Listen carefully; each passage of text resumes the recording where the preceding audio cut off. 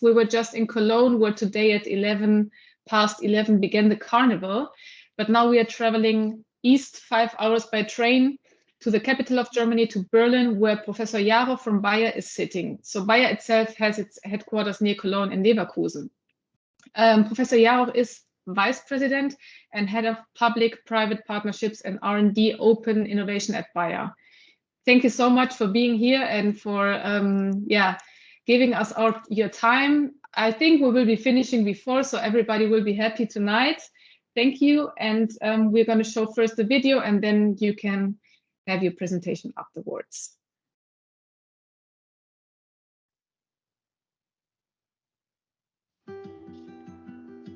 People's life expectancy is growing continuously, but the demographic change has consequences. The number of chronic diseases and the increasing occurrence of multiple conditions is growing. One of the great challenges for the aging society is cancer. Siegfried Stark is 77 years old. 3.5 years ago, he was diagnosed with prostate cancer, the second most common form of cancer in men worldwide. When you hear about cancer, you always think that it may lead to death very quickly. We are part of the fight against cancer. For this, we need new and effective substances and collaborative partnerships that increase our own innovative strength. We will therefore continue to increase our investment in research and development. Licensing agreements and acquisitions complete our development portfolio. But it is not just about oncology, but also in the therapeutic areas of cardiology, gynecology, hematology, and ophthalmology, where we research, develop, and market innovative medicines.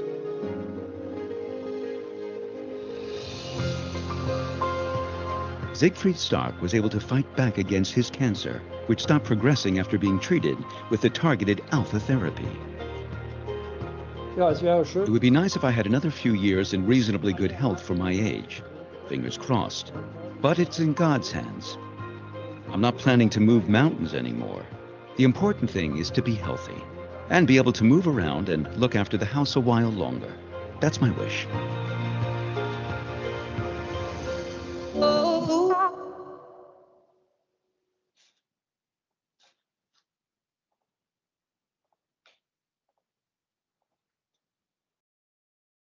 So Carolina, thank you very much. And actually, I can only confirm that I didn't do this video myself. but I'm sure. but I think it is a nice one because it wraps up in a short way what we do, and we do it certainly to earn money, but also for the patient. I think that's quite nice here. Let me share my presentation, and then I probably go a little bit more into details of the topics that have been raised. Second, please.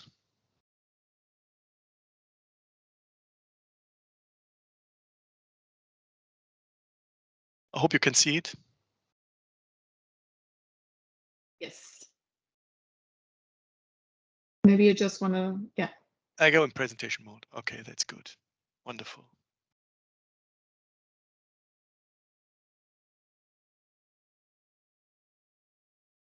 All right. Okay, first of all, Carolina, thank you very much. I think you're doing an excellent job here, well-managed program. It's a delight, and I very much enjoyed the NV Hub presentation before.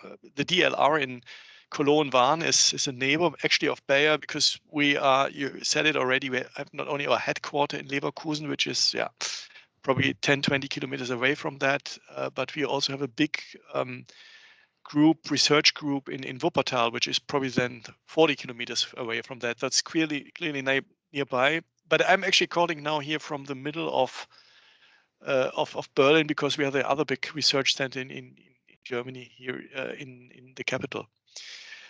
Okay, let me just give you a brief idea of what Bayer is. Bayer is one of the biggest companies in Germany. It's a blue chip company.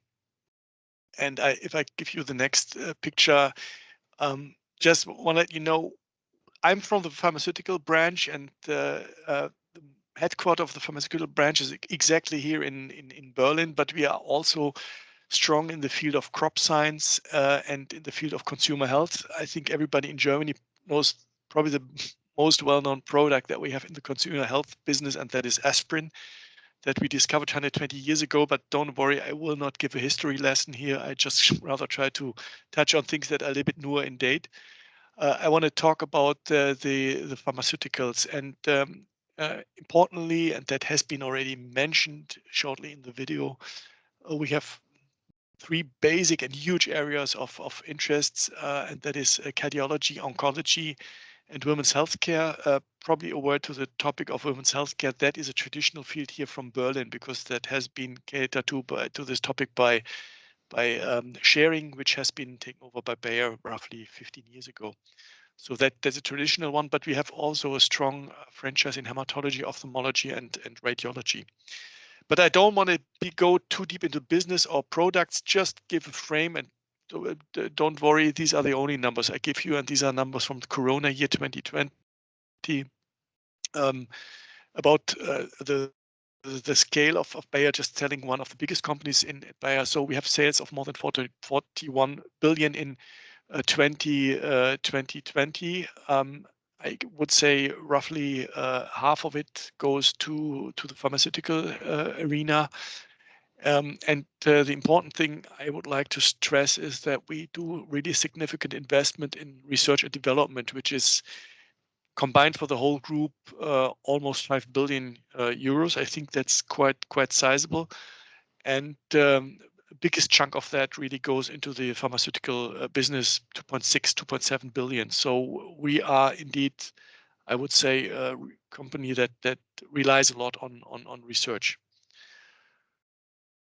Let me therefore just focus on that and just give you the frame of where we work and what is important for us these days. And I think there are 5 points that I think deserve special mention. First of all, we have the slogan "Science for a Better Life." So going for innovation, I mentioned that before, is indeed important. It's a core element of our strategy. And I think that is indeed flanked by the investment that you've seen. The second point is we really, these days, when you look onto the pharmaceutical research, we focus to understand diseases. We try to get into the disease mechanisms, try to really understand what a disease is about, and find the right handles and levers to tackle a disease. And we do that and that's an important point for the research. We do that in an so-called modality agnostic manner, which it means we try to find the modality that is necessary to do that. It can be small molecules, based on classical organic chemistry, as we have done, and the major product that we have on the market, Xarelto anticoagulant, is indeed from that realm.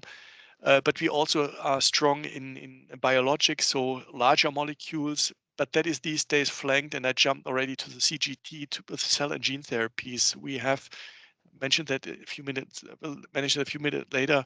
We have made some investments to also find the modalities that help us to tackle diseases through cell or even gene therapy. Importantly, and that's yet another lever, external innovation. I think that word was in the video as well, is of high importance for us.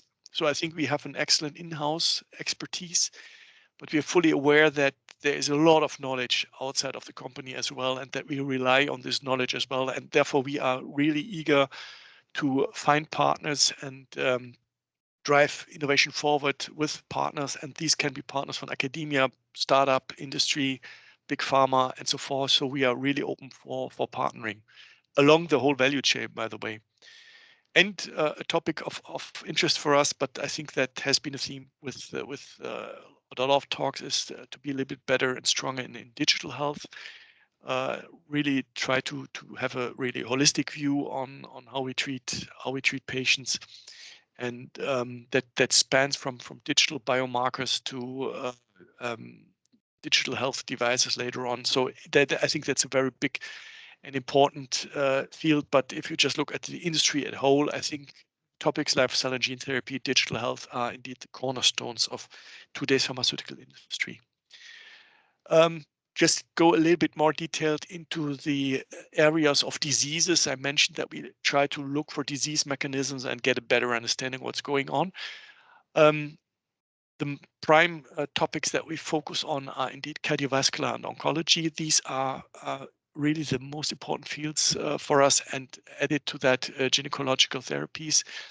When we talk about cardiovascular, we have a quite broad view on what that means. It certainly means the cardio, the heart. So heart diseases are included, but that is flanked to diseases that stem from the vasculature. But we also add to that lung diseases. We have a project like Rio Sequat, or a product on the market that deals for lung pulmonary hypertension. Sorry, that's the word. I missed the Latin one. And we also look into kidney diseases, which play a big role for us, and acute organ disorders. So we have a broad field that look indeed into organs that are somehow linked to the vascular system. That's a highly important field, and certainly that chimes well with what we heard from DLR, from NEB Hub. I think these are topics, I guess, where both have an interest. Certainly, the field of oncology is important to us. You may have seen that heard that in the video. That has been a patient that has been treated with a targeted alpha therapy, so with an alpha emitter. So I think we have a unique platform from our colleagues in Norway to use have antibody drug conjugates with bound to alpha emitters, and we are quite active in this area, and I think that's something that's differentiating us from competitors as well. But we are certainly also active in fields like immune oncology, which is very favorable currently.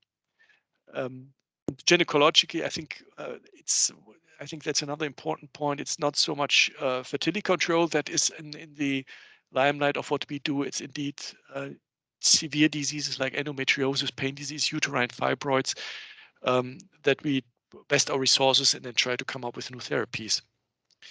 But along that, we also look into other fields. So I would say we have this strategic focus, but that does not make us blind to other areas of interest. So we have a big program, a product in ophthalmology towards macular degeneration. We continue with work in ophthalmology, and I think this is a nice picture, which indeed not only highlights that we are beyond the strategic areas that I mentioned before, but that we also do it in partnership. So with the Johns Hopkins Institute in Baltimore, we have a strong collaboration where we indeed explore new treatments for eye diseases. In hemophilia, we just look. That was probably the first approach that we did to go into gene therapy together with Ultragenics to try to help hemophilia patients. And finally, we have made some investments in cell and gene therapy, particularly with Blue Rock, that has a program running in Parkinson's, for example, and particularly with Asclepios, AskBio, which is more strong in gene therapy, in AAV gene therapy, offering the broad spec. So I think Bayer has, particularly through the last year, really expanded its footprint in this area. Next slide. Just talking about footprint and probably geography, just to wrap it up. So Bayer is represented with research sites or innovation centers across the globe. We start in Asia, in Japan, and in China. But we're also strong in the US, particularly in Berkeley and in Boston, where we built a new research center and started to build a new research center. But I guess still we have a very, very strong footprint in Germany. I mentioned that in the introduction. We are strong in Wuppertal. By the way, that's funny. We still have a small site in Cologne, Carolina as well. So it's not only Wuppertal and Leverkusen, though I think this group will really more or less translocate to Wuppertal in the course of the next year. And we are strong in Berlin. I said this is a headquarter, and I probably have overseen that. I still have some numbers, but this gives a little bit more granularity. I think it just re-emphasizes what I said before. So we have 2.7 million investments in 2020 in R&D for pharmaceuticals, and just in how many persons are employed, I think you've seen at the very beginning that we have almost 100,000 people working with Bayer worldwide, and in research we have 7,400 employees. I think that's a quite fine sum, and that shows you that we have some strength in this field. I would like to touch, and I'm approaching the end of my talk already, so don't worry that I will entertain you with much more shiny pictures. I just want to give you here an overview what it means for us to be strong in external innovation. I think certainly mentioned with Johns Hopkins already one interaction that we have, but we try these days to indeed have the full spectrum of different models of how to interact with the outer world. So we do, for example, joint labs where we are indeed physically co-located with collaboration partners. For example, we do that with the German Cancer Research Center in Heidelberg. But we also do that in the States, in Boston with MIT and Harvard, and we have joint labs with, particularly with Brigham and Women's Hospital and Mass Gen that we started, if I recall it correctly, roughly 2 years ago. So there we just have indeed local proximity to the partners, but we certainly entertain research collaborations in the classical mold where we work from our different locations and try to bundle our strength. And we do that across the world. We do it in Europe, for example, with Evotech, located in Hamburg or Oxford. We do it with Tsinghua University in China, to give an example, or we do it in Alabama with Vanderbilt University, or in Texas with MD Anderson. So really broad spec, I guess to have the full geography. We also have Kyoto. We work together with Kyoto in Japan. That is important for us. And these are university and academic institutes. Evotech is rather a small company interested in new treatments as well. We know that Evotech has an CRO branch as well, but we work with the innovative part of Evotech, where they've run their own programs. But certainly dealing with CROs across the world is something that's of interest to us as well. We do it, for example, with Nuvisan Pharma, which is, by the way, on the Berlin campus as well. But just to wrap it up, we certainly have engagement with biotech companies as well. Avinas, which is in the field of Protex, they are located, if I'm not wrong, near New Haven, West Haven, and 2 Point Therapeutics, a company that is operating from Leipzig. So we're coming back to Eastern Europe with that. So we just do it across different partners, across different areas, and I can think that gives testament to the fact that that we not really talk about that external innovation becomes important, but that we already live that. Just Carolina said that at the very beginning, I'm responsible for public-private partnerships. That's the reason why you have to hear a few words about consortia as well. I think the funny thing about consortia is that you don't have only one partner, so that's not only a bilateral agreement, but it is a multilateral agreement where we have a host of partners.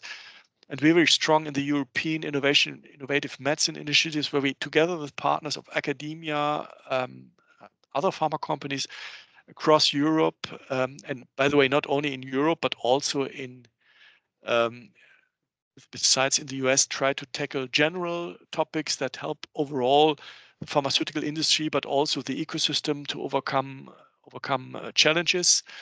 An example is given, for example, here, the structural genomics consortium, where we share and try to find small molecules that we can then offer as probes to understand disease mechanisms. A very broad program, and it's not only Bayer in there. There are, by the way, the other big German pharma companies involved as well. So we do a lot. We're strongly involved particularly in this innovative medicine initiative, and I think that's a really exciting thing to do. And it shows you that companies really see the value of working together, and even in complex settings. With a lot of partners, you can create a lot of excitement. You can frame your environment. You can bring infrastructure programs forward. So I think that's a very exciting thing. What we started out, and the names have fallen before, with Blue Rock Therapeutics and AskBio, we have companies that belong to Bayer 100%, but we keep them at arm's length so that they operate on their own. They are not integrated, strictly integrated in the bio world, in the bio processes. They can act on their own. I think that's a quite favorable thing and attractive thing for startup companies or for biotech companies to operate in the environment, but also have resources if necessary from a big pharma that can help and expedite programs.